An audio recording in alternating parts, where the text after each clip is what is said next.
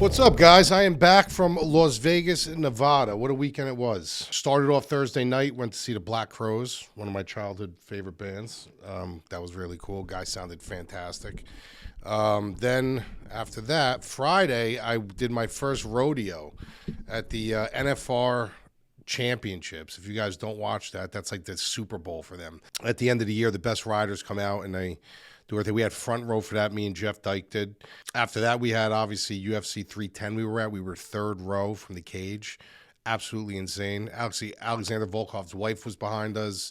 The owner of PFL was 2 rows behind us. Theo Vaughn was to our left. And we were kind of right behind Joe Rogan to the right. Great experience. Awesome fights. The prelims kind of carried the main card. Really good night.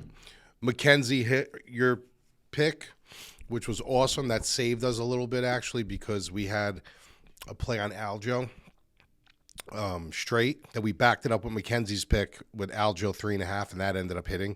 Oh, you know, I want to talk about that for a minute because a lot of people, there were 2 fights on the card that were very controversial. One of them was the Alexander Volkov fight, which I believe was a complete robbery. You see things differently when you're actually there. So I was in my Discord. I was talking to people in my Discord, like, how are you guys scoring this fight? Because the perception's different. You know, we're 3 rows back. We're listening to the crowd. There's no commentating. So I was scoring the fights, but I was very curious to see how my Discord scored it. They all scored it for Volkov. So did I. Crowd went bananas. I mean, literally booed Gone out of the cage. His wife, Volkov's wife, was behind us screaming on the top of her lungs the whole fight in Russian. His whole family was behind us. So that was a robbery. I went back actually to the, and when I got home from Vegas, I just wanted to rewatch it again. I wanted to see, like, with the actual camera, how I would watch it on TV, how I scored it. And Volkov 1,000% should have won that fight. But leave it in the hands of Adelaide Bird, that's what happens. Why the commission doesn't get rid of this woman, I have no idea. She has more bad calls than good. And she just continues to play cards. I mean, it's not only her, it's other guys too. You know, Mike Bell has had some bad calls lately. But she's always involved in this kind of coagulation of judges. When there's a bad call, you could find Adelaide Bird somewhere on the card. So why the commission just doesn't give her papers and say, listen, thank you for your services for all these years, but like enough is enough? I have no idea. The one fight that I saw on Twitter that everybody was kind of also huffing and moaning about was the Aljamain Sterling fight. Now, I don't know where people think that Aljo won that fight. This is what I mean. Like, when you have people that come into this industry and people that come into the gates from the Conor McGregor era, it's great. We love it. This is what we want. Like, for years and years and years, you know, I spent decades pushing this sport. Even back in the day when I was writing for MMAfighting.com, before Ariel Helwani was even involved with MMAfighting.com back in the day. You're doing it for a reason. You're doing it to obviously get your name out there, but you're also doing it to push the sport that you love. But, you know, since the Conor McGregor era, everybody's come fluxing in, and they're watching fights, and they love it, and they have a passion for it, and that's great. But they ultimately just don't know how to score fights. Like, they honestly don't know what they're watching. When you have providers that are coming out and saying, like, oh, my God, it was a robbery, and it's like, what fight were you watching? Like, what fight were you watching? Nobody made more money with Aljamain Sterling than me. Nobody. I've never bet against Aljo. Anybody that follows me will tell you that. I bet him in every single fight that he's in. And if I don't bet him, I just stay away from the fight. Because a lot of people hate him. A lot of people bet against him, and you usually get a good line with Aljo. So he's made me a ton of money in the past. Probably one of the fighters that has made me the most money in my gambling career with fighting. Outside of boxing. I've had some big hits with some fighters outside of boxing. But MMA-wise, Aljo's like my guy. And for me to have, you know, 2 wagers in there, I had one with him, 3-year decision, at like plus 300 or something. And then I had Mackenzie's bet in there from, you know, the plus 3.5. I'm telling you, he lost the fight. Like, he lost the fight. And he lost the fight on his own merit. He should have won the fight. He should have. But it wasn't the judge's fault. It wasn't anyone's fault. Aljo went for a circus back take at the end that he slipped off the back and he got, he ended the round on the bottom. Now, when people say, well, he had the control time. Yeah, but you can have all the control time you want. You can have a back take. You can have, the body lock, the body triangle locked in. But if you're not doing nothing with it, if you're just laying there and you're holding him and you're kind of playing hand fighting a little bit, yeah, in a really close round where there's no activity, that's going to win. But when you have a guy who maybe has half of the control time in that round and gets on top and that's at least peppering you with shots, whether they're hard or not, he's more active, he's hitting you with shots, he's crucifixing you, he's doing all these things, the round is going the other way. Like, people have to learn how to score a little bit better. And especially, let's just say Aljo deserved to win that fight, which he didn't. Where was the robbery? Like, where was the robbery? Like, it was round 1 for Aljo, round 2 for Evloev, round 3 was Aljo's round. He had that round in the bag halfway through that round.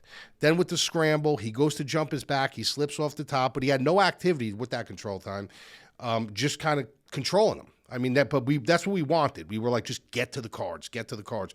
There's no activity. Even if there's no activity, you're the one on his back. You're the one controlling him. You're going to get the dub here. They have to give you the round. They can't give him the round, so, but then when he slipped off the back and he got, controlled from bottom position, Evloev was doing something with it. He was punching him. He was peppering him. He was more active. He was trying to create some kind of damage where Aljo was kind of just holding him there. So, no, it wasn't a robbery, and yes, it was the right decision. So, I know you get guys like Henry Cejudo, and you get all these other guys coming out, Aljo should have won that fight.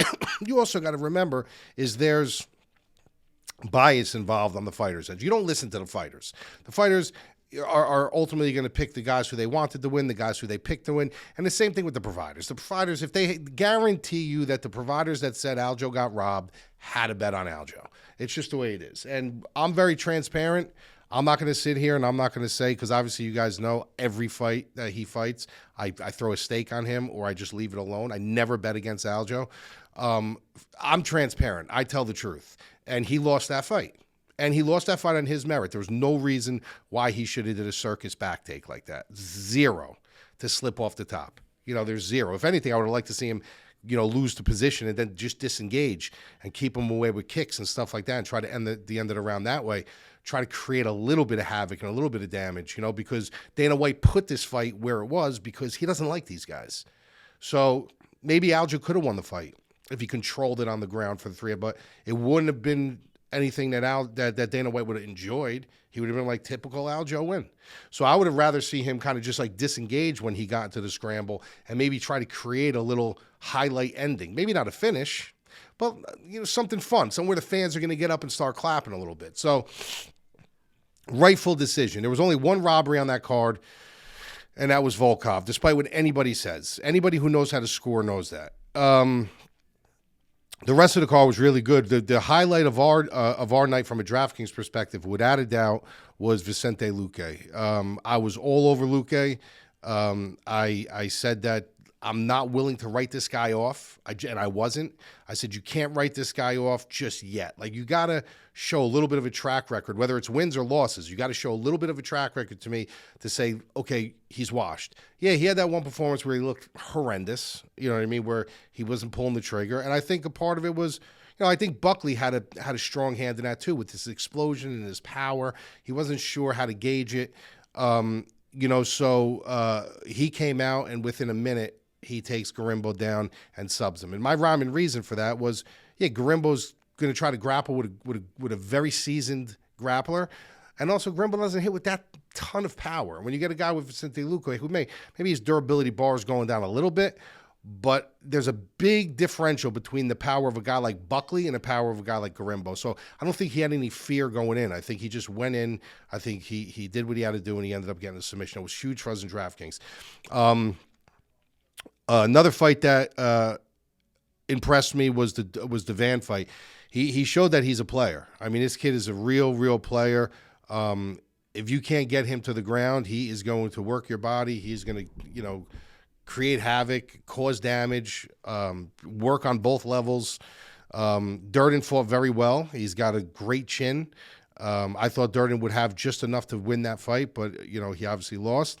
The rest of the fights went as planned. Dominic Reyes, again, showed that he's slowly making a little resurgence, which I like to see. Bryce Mitchell's knockout of Kron Gracie was incredible. The Ian, Gary, and Rachmanov fight, I'll be honest with you, Ian Gary's stock went very high for me in this fight, and Rachmanov's fight stock dropped for me, even though Rachmanov won the fight. I was really impressed with Gary's takedown defense. I was really impressed with the way he fought the fight on 3 weeks' notice. I was really impressed that he took the fight in general. Like he said, Rachmanov is the boogeyman. You know, nobody wants to fight this guy. He came in on 3 weeks' notice, put his undefeated record on the line. Sure, he lost the fight, but he did something that no one was able to do. He was a striker that took a grappler's back and almost submitted him. If he would have submitted him, the roof would have came off that place. You know, there was a pro Shavkat crowd when he came into the cage. The crowd went nuts, but people were going bananas when Gary took his back. Lost the fight, but I mean, I'm looking forward to that rematch. That one needs to happen again. And then the main event, Pantoja and Ascora. Listen, the kid is good, but I said it from Jump Street. It's too big of a mountain to climb. There's too many obstacles that this kid would have to, hoops that this kid would have to jump through to win this fight. And if he won this fight, what a absolute feat. I mean, to come in from a ring to a cage, you know, debuting for the title, all the media attention, everything's on him. I just don't know how people picked against Pantoja. I mean, Pantoja, I said it from day one. I said it in the podcast. I said it in the article, and I said it on the show. Nobody in the UFC or in MMA in general has a better back take than Pantoja, and he proved me right. I mean, if you saw it live, I was 3 rows back, and I was able to see him jump his back the way he did. You couldn't even keep up with it with your eyes. And like I said, you got guys like Damian Maia, Ryan Hall, Charles Oliveira. These guys, when they get your back, good luck. But as far as taking your back from all different positions and angles, there's nobody like Pantoja. And I said that from all week last week. There's one guy that just stands above the rest. And Pantoja made it look seamless and ended up subbing him.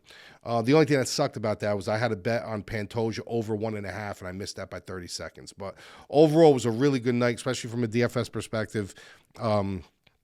Such a great experience to be that close. You know, sitting by all the fighters, sitting by just, you know, watching the cameras going around and stuff like that. It was just a really, really good time. So successful night, to say the least. We also had a really good week in football this week. Went up over 10 units, close to 10 units, a little shy of 10 units for football. So I don't know what you guys are doing. I put our NFL DFS product against anybody's. And the reason I say that is because, sure, you can join a company and you can get 5, 6 inputs. You know, you'll have, you know, content provider A, B, C. They're all giving their different input. They're all disagreeing with each other. Some of them do, some of them don't. You got to decide which one you're going to pick from. And then if 4 of them are wrong and 1 of them was right, they act like they had this big successful week. We have 2. We have Derek and we have the roster bully, which is controlled by me. And every week, this thing is just very to the point. We don't flood you with information. We just give you the facts. And we are for the realistic player. You don't need to run trains with our content. We take hard stands. We don't go, well, you got to go here, but then you can go here. We give you straight hard stands, and we live and die by them. Derek this week, his big stack was Stafford, Puka, and Cup. They combined for like 80-something points. My big stack of the week, my slate breaker stack was Darnold and Jefferson. If you would have added Addison into that, you would have really broke the slate. But every week, we're just hitting on all cylinders with this thing. And there's no reason why you guys shouldn't be following the content. It's really, like I said, I put our NFL content against anybody's. And I also put our MMA content by far above anybody's. But we got another card this week, which is, I got to be honest with you, usually coming back off a pay-per-view card, it's kind of a dumpy card, right? We always say that. It's like, you know, no names or guys that are getting pink slips or guys that are trying to keep their back off the wall. This is a really, really good card, like a really, really good rebound card from a great card in UFC 310. So the main event here is Covington and Buckley. Great main event. Great main event in Florida. It's in Colby's neck of the woods. Colby's been very inactive. very up and down, hasn't looked himself. On the other side of 35, and you got to start wondering with Colby, like, where is he now? With that kind of pace, that kind of cardio, everything he was known for, where is he now? His last fight against Edwards, he claimed he broke his foot in the first round. He released x-rays that showed he did. Fight before that, he beat Masvidal. I don't know how much stock I put into that fight, to be honest with you. Then Usman lost, Woodley win, Usman lost. Those Usman fights were wars, but they were so spread apart in dates and stuff. Like, he's just not a super active fighter anymore. And you got to wonder, like, for his style, is that going to kind of play in concert, with this? Is he going to have 90%, 80%, 70%, 60% of what he was a couple years ago, or is he going to just look like a shell of himself? And he's coming against a surging young buck in Buckley who, wins over Thompson, Ruzabov, Luque, Morono, Fiallo. I mean, this guy's on a streak right now, and he's running hot. And I got to be honest with you, Buckley's not a guy who I had slated to be this big contender. I really, really didn't. I thought he was an athletic guy, an explosive guy, a hard puncher, a decent wrestler, good athlete, but I just didn't think he was going to be able to tie it all together. And I'm not going to say he has tied it all together, but he finds his spots. Like, even against Wonderboy, I think he was kind of losing that fight against Wonderboy until he was winning. But that's okay. If X marks a spot and you find your spot, you could win 90. You could lose 90% of the fight. You just got to find that spot one time. I still do think he's a sloppy fighter. I do think that he can be a little chaotic at times. He's got to brush his technique up. But listen, little by little, this guy's just chaining, wins together, and he's obviously gaining cage experience. I'm going to be honest with you. I'm still going with Covington in this fight. There's something about this fight. I'm not going to say we're going to see the high-level Colby Covington that we usually are used to seeing, like from back in the day. I do think the wars have caught up to him a little bit. I don't think he ever comes into fights ultra healthy anymore. I don't think he's the super hard cardio machine he used to be. I think that, people lean on credentials a little bit too much, but they forget, like, as you age, they kind of diminish. But I still do think that, like, he has a couple good fights left in him. I do. I really do. I think he's got a couple really good fights left in him, minus the broken jaw, minus the ankle injury, the broken foot and stuff. If he comes into this fight healthy, and that's the thing I'm going to really monitor during the week. If he comes into this fight healthy, I will be picking Colby Covington in this fight. I think that just his pressure, I think that his ability to just have a nonstop motor, I don't think that he has the conditioning that he used to have, but it far exceeds what I think Buckley has. And I think Buckley's a little bit more muscled up. I think that if he has to be against the cage, back against the cage, getting underhooks, pummeling, trying to defensive wrestler, that all gasses you out. When you're fighting a guy like Wonderboy, where you're fighting him in space, yeah, of course, you're fighting, you're using your conditioning, but it's nothing like when you're trying to defend takedown after takedown after takedown after takedown.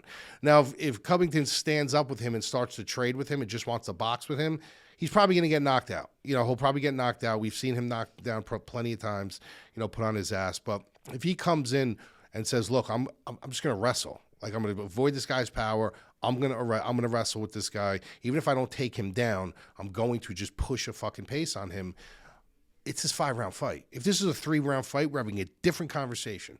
But this is a 5-round fight. And I think in the 4th and 5th round, if Covington can keep it close, I do think Covington still has the ability to drown him. I do. So I'm going to take Covington. I'm going to take Covington by decision. Like I said, this is coming out early in the week. I have to still do my due diligence. I have to see their injuries. I want to see the way they weigh in. But if both of these guys come in the way they should come in, I think Covington can win this fight by decision. Next one, we got Cub Swanson and Billy Q. Like I said, these are all kind of premeditated for me right now. This is just from what I'm shooting from. There's still numerous things I have to see, especially with aging fighters. Listen, who doesn't love Cub Swanson? This guy is always coming to fight. You're never just going to walk on Cub Swanson. Very well-rounded, good boxing, still has his speed, which is kind of shocking at his age. Still has his speed. He's fought everybody. He's one of those guys that just, when you know you're going to fight him, no matter what age he is, you're in there for a fight. Like, you got to take him seriously. Guys like Clay Guida. Like, I met Clay Guida on, what was it? Was it Thursday night or Friday night or Saturday night? No, it was Friday night. I met him on Friday night. Me and Jeff went to an Italian speakeasy, and we walked in, and the guy's like, what are you here for? And we said the fight, and he's like, Clay Guida. And he brought us into the back room, and we talked to him, and he was eating, and he was, happy and stuff. But, great guy, super nice guy. I was on the phone with his mom, kept telling us to wait, don't go nowhere, wait for me. And, talked to him for a couple minutes, super humble, had his whole family and friends there. But I knew, like, going into that fight, I was like, yeah, he's still got his conditioning. He's still, Clay Guida, he's fun to watch, but he's probably going to get submitted. You know what I mean? And we saw what happened with Clay Guida. So, great guy. Great career. I do hope he retires. Cub Swanson's a little bit different. Even though he's older, he is fresher, and he still has the ability to keep you at bay, keep you into, bait you into these boxing matches. He does have good grappling, even though he does have good offensive grappling. His defensive grappling is a little off. I mean, you can submit Cub Swanson. He's been put in some bad positions before, sort of like Guida in a sense. But he's game. And you got a guy in Billy Q who is kind of reckless. He is I wouldn't say he's completely war-torn, but this guy's been in some wars already in his career. Another guy, super nice guy, super tough, super durable, will fight through fire with you. The reason why I'm picking Billy Q here is because I just think there's not so much as the age, but I don't think Cub Swanson has the ability to really put it on you anymore. I think he has the ability to throw some good volume. I think he has the ability to keep up with you in that kind of a voluminous match. But when it comes to, bone-thudding punches and just crippling punches and ways to finish you, you have to have a certain kind of torque behind you to finish a guy like Billy Q. You have to be like a style of an Edson Barboza, or just a younger, scrappier guy who's going to be able to put it on you, and then if he sees you hurt, finish you. I don't know if Cub has that. And if you're giving Billy Q all these opportunities to get into a firefight with you, and you look at the other side of Cub Swanson being the older guy, Billy Q's gas tank is insane. That's one thing about him. Like, his gas tank is insane. So if they start getting into a firefight, they start getting into these exchanges, I can see Billy Q just kind of putting it on and putting it on and putting it on. Dude, Cub Swanson's pretty durable as well. So I'm expecting this to be a good fight. But just the age, the durability factor of Billy Q, the conditioning factor of Billy Q, and Swanson just, eventually he's going to lose a step. I mean, if you look at the significant strikes alone, Billy Q's thrown over 7. Swanson's thrown a little over 4.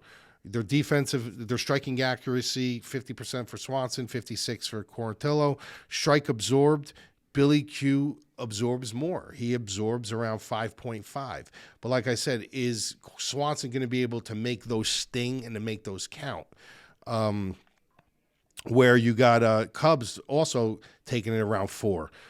The grappling kind of the same. They're both landing about 1 takedown per affair. Takedown accuracy is 50% for Cub, and it's 23% for Billy Q. I don't think it's going to be that kind of fight. I think these guys are going to stay on the feet. And I just think Billy Q is, like I said, he's going to be a little sharper down the stretch. I think Swanson's going to look really good in the beginning, might even steal the first round. But I think as the fight grows older and more tired, I think Billy Q is going to land the more damaging strikes and take this one down the stretch. So I'm going to go Billy Q by decision. Wouldn't be shocked if he finished him, but Billy Q by decision. This one's really interesting to me, the next one. Manel Kape versus Bruno Silva. This is a really good fight. I think the line is a little off here. I mean, I do think Manel Kape should be the favorite, but Bruno Silva, this dude can hit. Like, this dude can crack. This dude is well-rounded. He's one of the guys in the division that we don't talk about enough. We really don't. We don't talk about this guy enough. We talk about guys like Manel Kape. He came over from Ryzen. He was supposed to do all these great things. He didn't do really many great things, you know what I mean, in the beginning, and now all of a sudden he's kind of growing to his own. Had the loss to Mokaev. That was the fight that kind of got Mokaev cut. Beat DeSantos, beat Dvorak, beat Zumagulov, beat Osborne. These are all good wins. I mean, these aren't like top-level names, but these are all good wins. from an El Cap. Then you're looking at Bruno Silva. He beat Cody Durden. Good win. Tyson Nam. Good win. Rodriguez. JP Buys. He lost to Ulanbekov. No shame in that at all. Ulanbekov is a very good fighter. So both of these guys are kind of on a tear. One on outside of the Mokaev loss, they were able to string, excuse me, 4 straight wins together. I just think Manel Cap is going to be able to edge him. I do believe that Bruno Silva has the power to really cause some waves here. Manel Cap giving 2, his one thunderous shot can kind of erase that. But I think this is going to be a volume game for Manel Cap. I just think he's going to be able to stay away. I think he's going to be the faster fighter. I think Bruno Silva is going to be loading up a lot on shots. And Manel Cap is going to be able to not toy with him, but I think he's going to be able to create the space, create angles, bait him into some traps, make him load up on punches, counter. He's going to be playing the counter game really, really well. So I think Manel Cap takes this fight. But Bruno Silva is live. Bruno Silva is a very scrappy dude, so this would not shock me in any way, shape, or form if Bruno Silva ended up taking the win, but it's just the cleanness of Manel Cap, the speed of Manel Cap. But he's got to come and he's got to pull the trigger. He can't come in and he can't be laying back. He can't be trigger shy, and he has been known sometimes to be trigger shy. So as long as he comes in and he lets his hands go and he gets into that little bit of a flow state, I think that's going to kind of nullify Bruno Silva. I think Bruno Silva might get lost in translation, and Manel Cap will take the dub there. Next fight, you have Victor Petrino and Dustin Jacoby. I mean, I guess this is a good fight. I think this is a fight that, both of these guys kind of need. Jacoby probably needs it a little more. 2-fight losing streak. Lost of Menefield, got knocked out by Reyes. But I think Vitor Petrino needs this just as much because he lost to Anthony Smith. You know what I mean? So, you can lose 2 fights to really good, decent opposition, to good opposition, which Menefield and Reyes are. And then you could lose a fight to Anthony Smith, and you might question that side a little more. Okay, yeah, he lost to Reyes and he lost to Menefield. I get it. Okay, maybe Menefield was but Petrino lost to Anthony Smith. You should not be a prospect that's being highly touted by the UFC and lose to Anthony Smith. So you got to wonder here, did Petrino fix those holes? Did Petrino go back and watch film and say, well, this is where I made my mistakes. This is what I need to patch up. This is what I need to fix. So that's what you got to wonder. As far as Justin Jacoby, you know what you're getting from him. You're getting a high-volume kickboxing fight, high-level kickboxers, good power, dynamic striking, very technical on the feet.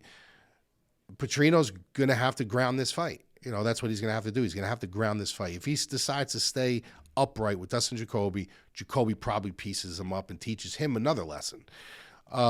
I just think Petrino is going to be able to ground this fight. If you look at their numbers here alone, you got Dustin Jacoby 5.5 strikes per minute. You have Petrino 2.8. Then you got the takedown. He's averaging 4 a fight to Jacoby's. Obviously, he's not even going to try to take it down.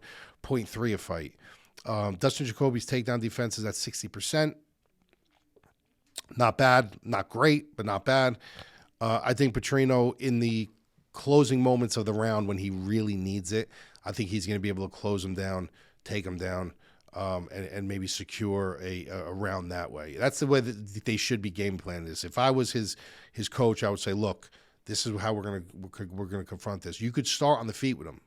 But once you start losing traction a little bit, you got to take this to the ground. You got to get a win here. Doesn't have to be by finish. Doesn't have to be a submission. Doesn't have to be a knockout. You got to get a W. You got to wipe off that Anthony Smith loss. So I do think he does. I think he's probably by decision. I think this could be kind of like a fun fight when it's on the feet if you're a Dustin Jacoby backer. But then once Petrino gets it to the ground, I think you're going to, the Petrino backers are going to have a little sigh of relief. So I'm going to go Petrino by decision. Next, we're going to do Mackenzie is on a streak now with her wager with Aljo. So we're going to do her dog pick of the week. What is up, everyone? The Queen of Violence is back to assemble another winning streak for you guys. Today we are going with a very slight dog. Davy Grant is a guy that's always fun to watch, but I would be mistaken if I didn't factor in his age when it comes to this division with his speed and his sharpness. At 38 years old, he surely fought the better level in opposition, but he is taking on somebody who is almost like a decade younger than him, who's fresher and has more momentum. So look for Tavares to make it 3 straight to continue his winning streak and to continue ours too. So give me Tavares at -105. And then the last fight we're going to break down here, we're going to do Adrian Yanez and Daniel Marcos. I'm going to be completely transparent with you on this fight. I have not chosen a side yet. I will give you that I am leaning Daniel Marcos a little bit in this spot, but I have not officially chosen a side yet. I just think that a guy like Adrian Yanez, who is such a clean boxer, he goes to the body well. These guys don't like to be crowded. Okay, boxers don't like to be crowded. If you notice in boxing, how do they stop the bleeding, right? If you notice, you'll be getting picked apart. What do? They kind of crowd and they kind of crowd each other, and then the ref has to come and have to separate them. That's because they're trying to take you out of that flow state. You're trying to save yourself, So when you're in that boxing realm, that's the worst thing that you could do as a boxer. Is the other guy, when you're starting to tee off on him, he comes in and he kind of crowds your space, takes away your momentum, takes away your rhythm, takes away your tempo. Ref separates you, and they got to start all over again. That's their way of kind of breaking the mold. So the same thing with Adrian Yanez. This guy is a seasoned boxer. This guy comes from a boxing background, very heavy on the front foot, digs to the body well, has a lot of same attributes as a Joshua Van. So Daniel Marcos is a guy who kind of crashes the pocket. He's a little bit more chaotic. He kind of crashes the pocket. He pushes forward. So therefore, a guy like Adrian Yanez, he's not going to be able to catch you at the end of his punches. He's going to have to try to catch you coming in. He's going to be on his back foot a little bit. And that, to me, is why I'm edging Daniel Marcos, but I have not made an official prediction on this fight yet. I do want to watch a little bit more film. I want to watch the weigh-ins. I haven't dug into this card completely yet, but I did want to get this out. So as of right now, prematurely, I'm going to go Daniel Marcos here, but like I said, that's contingent to change in the article. So if you guys want to see the full breakdown of every single fight, the madlabmma.com, we are going to be running promotions for the new year. We do every year with tremendous value. If you join before the new year, before the promote, you will automatically be locked into the promotions. There's some things for the people that do join before the new year that they will be locked in for the rest of the year with certain elements that we did this year that we're not going to be offering at all this year, including NFL. You would be able to get locked into that with no upcharge, where other people, because we have to put a price tag on it this year. Our NFL product's just been too good. So we got to put a price tag on it this year, but we're going to do a special with, if you get in early, you're going to be just locked into it for the year with no extra upcharge. So we got a couple things coming on. So come check us out. This is a great card to check out, to test us out, to see how you like our product. Great card. madlabmma.com, and I will talk to you. And also, guys, go to our website. First of all, like the video, subscribe to us, but go to the website and drop your email in. Drop your email into the newsletter. We do two to three newsletters a week. We do the transparency report for MMA after the MMA card, and basically what that is we tell you exactly how we did. That's why it's called the transparency report. We're not one of these companies that will go on Twitter and celebrate our wins, and then when we lose, we go silent. We come out, we tell you exactly what we did that week. If we had a horrendous week, we're going to come out and email, and we're going to tell you we had a horrendous week. If we had a great week, we're going to tell you we had a great week. Then the next email is the NFL transparency report. Same rule applies. We're not one of these companies that are going to celebrate our wins and not make fun of our losses.